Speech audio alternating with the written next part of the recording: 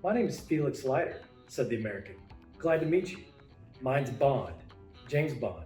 Oh, yes, said his companion. And now let's see, what shall we have to celebrate? Bond insisted on ordering Leiter's Hague and Hague on the rocks, and then he looked carefully at the barman.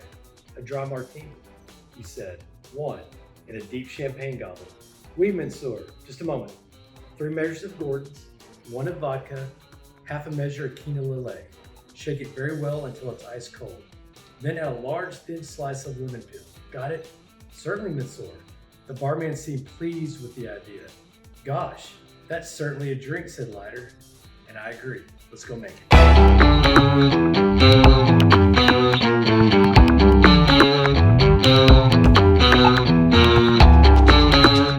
So, if you've ever read Casino Royale, the James Bond book, you know later on, just a couple pages later in the next chapter, he names this martini the Vesper after a girl. Okay, and if you've watched or read any James Bond, they drink a lot. It's in the books, it's in the movies, but this really is a good cocktail. It does require one ingredient you may not have heard of. It's called, in the book, it's called quina Lillet, which is no longer made. Okay, they discontinued that back in the 80s. But Lillet Blanc is a good substitute. It's not as bitter, from what I have read, than the original Lillet, which had quinine in it. It's a little bit smoother, and I think it balances out the cocktail a little bit better from what I read. Okay, and we're also not going to use the same big measures that James Bond drank, because I think his turned out to be a 4.5 ounce cocktail, and that's just too much for a cocktail. So all you need, it's actually pretty simple. You need gin. They use Gordon's gin. I don't like Gordon's gin. Okay, I think it's kind of weak. It comes in a plastic, big 1.75 milliliter, and it doesn't, to me, it doesn't reek of James Bond. Okay. What I'm going to use is this Texas gin, which I've used before, and it's really good in a martini. We have Lillet, and then we have vodka. Okay, so the first ingredient we're going to do is 1/2 ounce of vodka, and then we're going to throw that in there. And this is Tito's vodka, and it's also from Texas. And it's available all over the States. I don't know if you can get it overseas. And then we're going to go 3/4 ounce of Lillet Blanc. So in this case, we're going to go a little bit more with the Lillet than we are going to go with the vodka. Okay, I think in the book that's reversed a little bit. And then we're going to go with 2.5 ounces of the gin of your choice.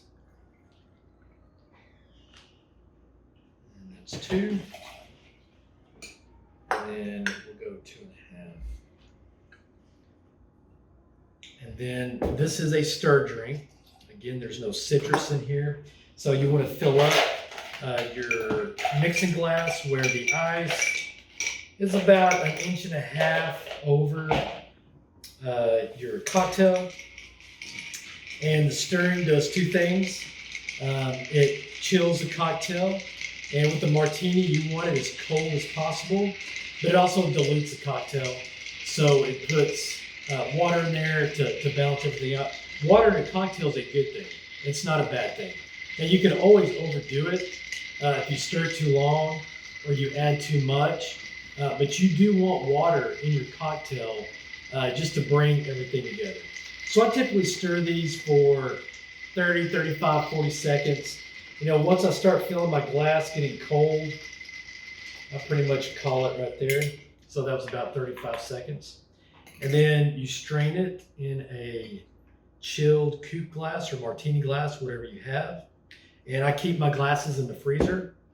And then he said in the book with a lemon peel. So I've already cut this off the lemon.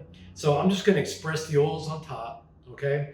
But then I've kind of used a knife and I cut this lemon peel into this shape here because it's James Bond and it's a little more elegant, right? So what you can do is wrap that lemon peel around your spoon for, I don't know, 5 seconds. And when you go to a bar and you order a martini up with a twist, this is twist.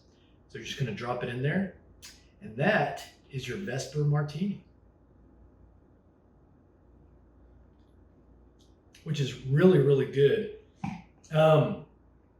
The gin comes through, but if you've had a martini, if you've ever had a martini, you know, the vermouth is a big part of martini. With Lillet, it's such a different dynamic. It's a little more sweeter. It's not as dry, but it's really, really good in this. And I think the vodka really just kind of ups the ABV of the cocktail. So I hope you try it. If you do, let me know. Comment below, like the video. If you go out and buy a bottle of Lillet, I've got a couple of cocktails that I have planned that use Lillet as one of the ingredients. So down the line, don't feel like the bottle will be wasted. I'm going to make some more of those. So until I see you next time, cheers.